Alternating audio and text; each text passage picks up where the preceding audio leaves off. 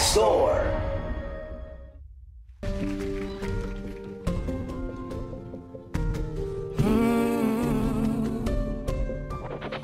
Paano kung hindi ka nakilala? Siguro nakakulong pa rin sa nakaraan, di makalaya. Ang sarili, pinataya, naglalasing-lasing, hindi pala kaya, ayokong magising. Nandito ka kasama, nandito ka sa tabi, mas masaya sana. Ngayon hinahanap ka, nasasaktan, buti na lang may alak pa na nasasandalan. Dinadaan ko lang sa amats ng nararamdaman, para naman kahit pa paano gumaan. Dahil sa totoo lang, sa'yo ko lang to naramdaman. Ganito pala magmahal, merong kapalitan para maintindihan, minsan kailangan masaktan. Paano kung hindi ka nakilala? Siguro nakakulong pa din sa nakaraan, di makalaya. Paano kung hindi ka nakilala? Siguro nakakulong pa rin sa nakaraan, di makalaya. Baby, let's go one more time. I can't get you out of my mind. Yeah, di na makapaghintay.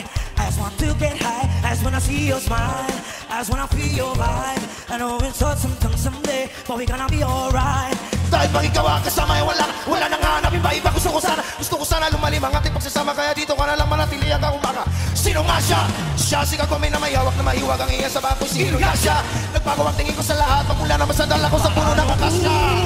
Hindi ka nakilala. Siguro nakakulong pa din sa nakaraan, di makalaya.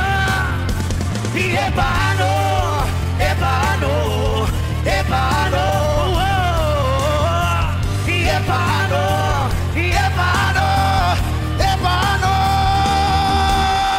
Kung hindi ka nakilala, siguro nakakulong pa din sa nakaraan, di makalaya.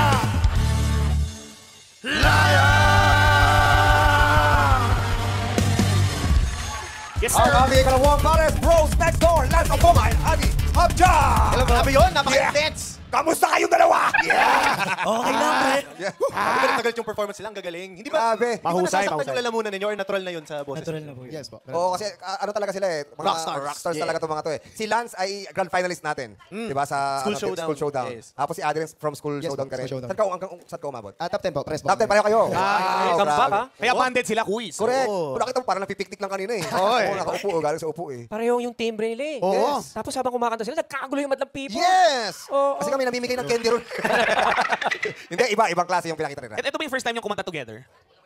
O rumarakit kayo together? Hindi rin po. Nag-jam lang. Kasi ang galing eh. Ang title ng song niya ay Kagome. Kagome, yes. Ano ba ibig sabihin ng Kagome?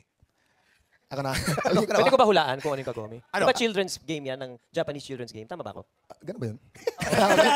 Parang alam ko, Ano children's. na lang yung meaning ng Kagome nung kanta? Yung lyrics ba?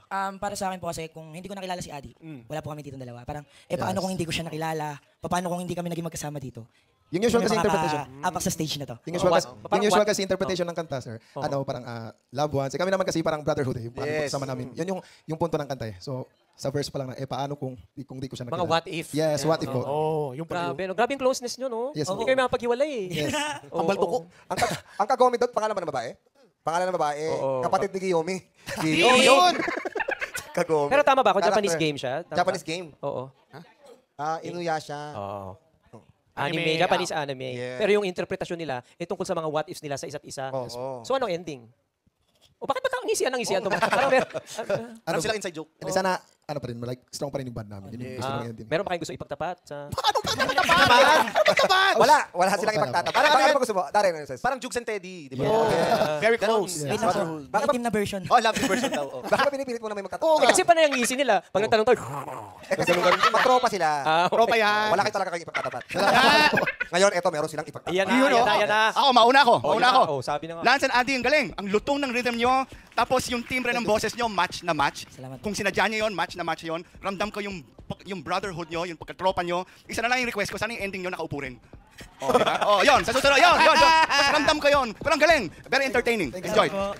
Yeah, ako sobrang agree. Ang laking plus nung ano yung pareho kayong garalgal. Ang swerte, hindi ko alam kung swerteng talagang napagtagpo kayo ng tadhana o talagang hinanap nyo ang isa't isa. Pero ang laking tulong dun sa pagiging duet group nyo, no? Pero bukod doon, sa akin yung conviction yung pananalig nyo dun sa kakayanan nyo, at yung commitment nyo sa ginagawa nyo. Kumbaga, talagang ito yung pinili namin gawin, ito yung style na gusto namin, ito yung paraan ng pagtatanghal na gusto namin gawin, and you committed to that from the start hanggang sa huli. Kaya, very big thumbs up sa inyo. Salamat po. Napakagaling, napakaganda. Everything was accurate. Harmonies, rap, kahit yung ending nyo sabay na sabay kayo. You came prepared. Talagang kitang-kita ko, very confident kayo, very passionate sa performance nyo. Punong-puno kayo ng angas. Congratulations. Salamat po. Yun, no? Maraming... Kasi parang nakulangan nga si Sir Louie dun sa... Sabi niya parang dapat ending niya upo. Pupupo din. Kaya lang kasi tumayo na Sir Louie. Parang ibang pupuntahan niyo, kunti pataas lang Oo, tama, oo. Diba? Sige, alam ko pababain mo pa Bakit eh, ba di ba? gusto nyo nakaupo, Sir Louie? Ha? Ba't gusto nyo nakaupo? Hindi, kasi inumpisahan niya kanina, bago sila kumantan, tagal nila nakaupo dyan eh. Ganun na din yung ending, di ba? Hindi, pero galing Oo, talaga. parang sweet, kumbaga sweet exit. Yes. Yes, ganun ang dating. Okay, maraming